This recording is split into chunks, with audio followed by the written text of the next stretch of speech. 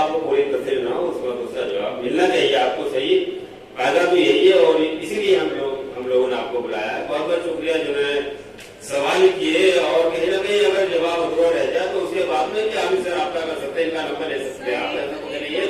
और ये 24 घंटे में अब ये सवाल जो है बाद में चाहूंगा कि जब तक ये सवाल जवाब सिलसिला लास्ट में हो तो बढ़िया रहेगा, क्योंकि हम वहां जा चुके हैं, वहां आएंगे नहीं, बाद में सवाल करना पड़ेगा। हाँ, बाद में सवाल कर सकते हैं। अभी आइए हमारे बीच में हमारे खास मेहमान साक्षी अरोड़ा जी यहाँ मौजूद है।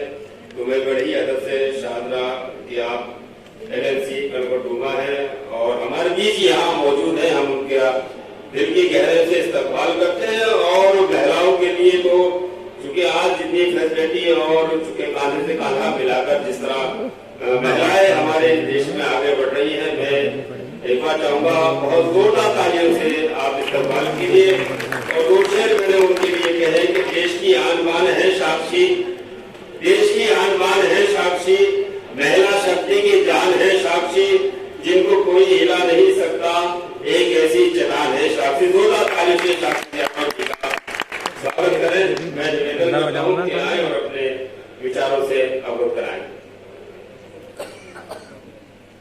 Good afternoon everyone. शुरू करने से पहले sir thank you so much for your kind words. आपके शब्दों ने जरूर मुझे और शक्ति दी है कि मैं आज आप सबके समक्ष अपनी कुछ बातें प्रस्तुत कर सकूं। Very warm good afternoon everyone. मुझे टॉपिक दिया गया है वुमेन एम्पावरमेंट का, पर यहाँ मैं खुद एक एम्पावरमेंट अमंग वुमेन्स देख सकती हूँ। आज हमारे बीच ऐसी नारियां मौजूद हैं, कुछ इस मंच पे तो कुछ उस मंच पे, जो अपने आप में बहुत सक्षम है। लेकिन हम कितने भी सक्षम हो जाए, कितने भी आगे चले जाए, चांद को छू ले, कुछ न कुछ कमी हम सब में होती है और किसी न किसी कारण हम अपनी उन कमियों से उभर नहीं पाते हैं, चाहे कहें ज्ञान के कारण या कहें शक्ति के कारण।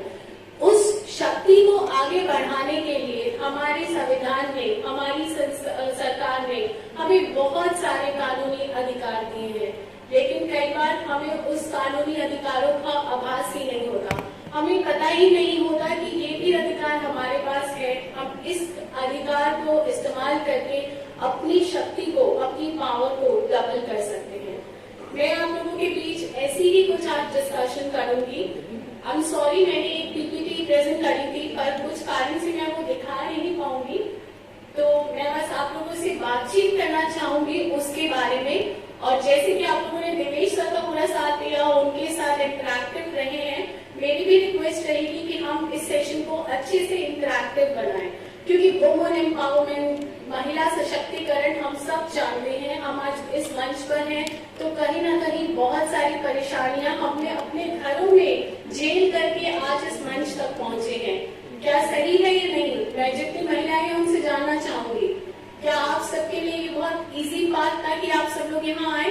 हाँ या ना प्लीज, यस और नो। आप ऐसे भी बोलेंगे बिना माइक के, मुझे सुनाई देगा नहीं। इसीलिए तो कुछ ऐसे अधिकार, कुछ ऐसे कानून जिसका हम इस्तेमाल कर सकते हैं, और हम उम्मीद करती हूँ हमें जरूरत ना पड़े, शायद हमारी किसी साथ वाले को, हमारे किसी परिवार वाले को, शायद हमारी किसी सहेली, बहन, मम्मी, किसी को भी उसकी जरूरत पड़ सकती है।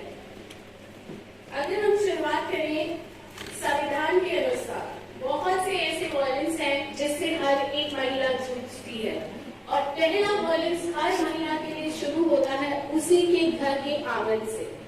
जब उस आंगन की हम वायलेंस को झेल पाते हैं, तभी हम आगे बढ़ पाते हैं। वुमेन एक